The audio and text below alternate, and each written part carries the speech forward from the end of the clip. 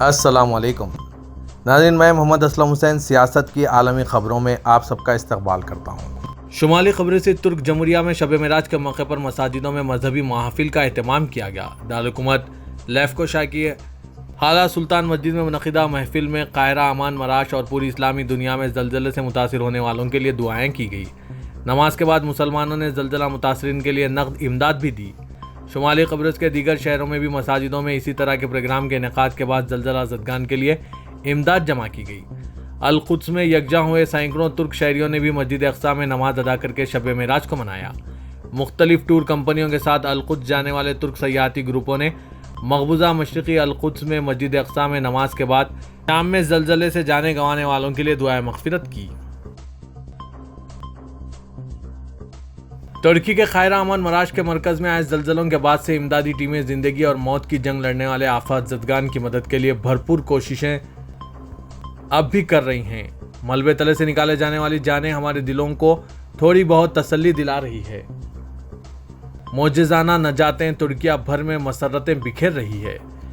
فاضلے کے وسطی ضلع انطاکیہ میں زلزلے کے 296 گھنٹے بعد ایک بچے سمیت 3 افراد کو زندہ بچایا گیا۔ سرچ اینڈ ریسکیو ٹیموں کی طویل جدوجہد کے، جن میں کرغزستان سے تعلق رکھنے والی امدادی ٹیم بھی شامل تھی، انہوں نے 3 افراد کے زندہ ہونے کا تعین کیا۔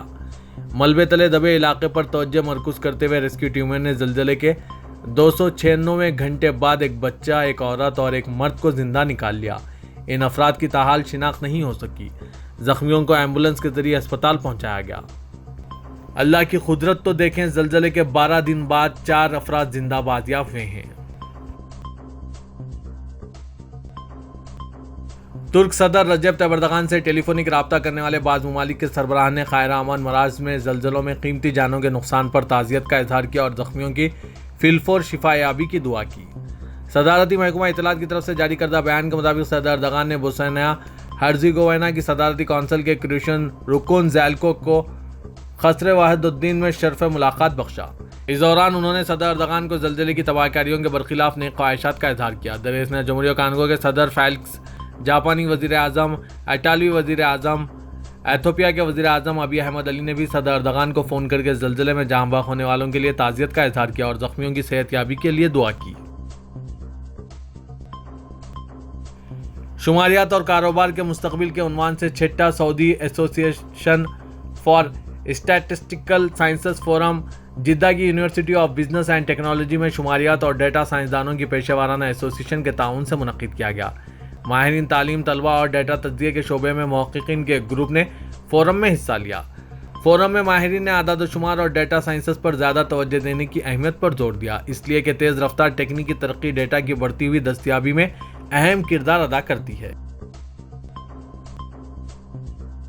سعودی وزیر خارجہ شہزادہ فیصل بن فرحان سے ہفتے کو جرمنی میں میونخ سیکیورٹی کانفرنس کے دوران پاکستان کے وزیر خارجہ بلاول بھٹو زرداری نے ملاقات کی۔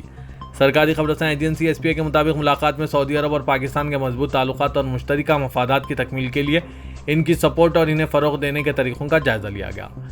میونخ سیکیورٹی کانفرنس 2030 میں اٹھائے گئے اہم ترین ایشوز کے علاوہ عالمی امن اور سلامتی کے حصول کے لیے کثیر الجہتی عمل کو مضبوط بنانے کی اہمیت پر بھی تبادلہ خیال کیا گیا۔ سعودی عرب کے حائل ریجن میں قدیم شہر جبہ نمایاں ثقافتی اور صحرائی مقامات کا اہم مرکز سمجھا جا رہا ہے، جو اپنے قدیم مقامات کے ساتھ سیاحوں کے لیے حیرت کے ساتھ ساتھ سحر انگیز مقام ہے۔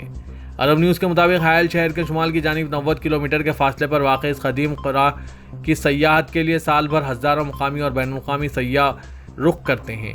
سعودی کمیشن برائے سیاحت اور قومی ورثے نے اس خاص مقام کی تزئین و آرائش اور ترقی کی ہے۔ موسم سرما میں معمول سے زیادہ بارشوں کی وجہ سے شمالی سعودی عرب کے صحرائی علاقے کو خوشنما جامنی رنگ کے پھولوں سے ڈھانپ لیا، جسے دیکھنے کے لیے سیاح جوق در جوق آ رہے ہیں۔ سعودی شہری 50 سالہ ریٹائرڈ ٹیچر محمد المتری بھی تقریباً 6 گھنٹے کا فاصلہ طے کر کے یہ حسین نظارہ دیکھنے پہنچے۔ انہوں نے اے ایف پی سے بات کرتے ہوئے کہا کہ یقین ہی نہیں آ رہا ہے کہ یہ منظر سعودی عرب میں ہے۔ عراقی سرحد کے قریب رفح کے ارد گرد صحرا میں تاحد نگاہ ارغونی رنگ کے پھولوں کا قالین بچھا نظر آ رہا ہے۔ عربی میں جنگلی لیونڈر کے نام سے جانے والے اس پودوں کے بارے میں انہوں نے کہا کہ ان کو خوشبو اور خوبصورتی روح کو تازگی بخشتی ہے۔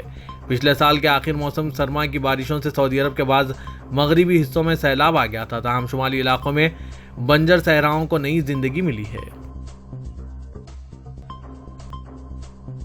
متحدہ عرب امارات نے بین مذاہب ہم آہنگی کے فروغ کے لیے بین مذاہب مرکز ابراہیمی فیملی ہاؤس قائم کیا ہے، جس میں بیک وقت مسجد، چرچ اور ملک کا پہلا سیناگوگ ایک ہی جگہ واقع ہوں گے۔ تیل کی دولت سے مالا مال خلیجی ملک نے 2020 میں اسرائیل کے ساتھ سفارتی تعلقات قائم کیے تھے اور یہاں ایک مختصر مگر فعال یہودی آبادی موجود ہے جو عام طور پر نجی جگہ پر عبادت کرتی ہے۔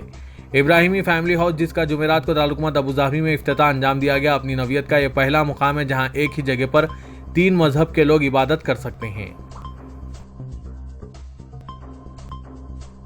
نیوزی لینڈ میں آئے تباہ کن سمندری طوفان گیبریل میں ہلاک ہونے والوں کی تعداد 8 ہو گئی، جبکہ متعدد افراد زخمی ہیں۔ عالمی خبر رساں ادارے کی رپورٹ کے مطابق نیوزی لینڈ کی تاریخ کے تباہ کن طوفان پر ملک بھر میں ایمرجنسی نافذ کر دیا گیا۔ امدادی کاموں کے دوران فوج نے بھی حصہ لیا۔ سمندری طوفان گیبریل کی شدت قدر کم ہو گئی، لیکن امدادی کاموں کے دوران لاشیں اور زخمیوں کے ملنے کا سلسلہ اب بھی جاری ہے۔ فوجی ہیلی کاپٹرز نے گھروں کی چھتوں پر پھنسے شہریوں کو محفوظ مقام پر منتقل کیا۔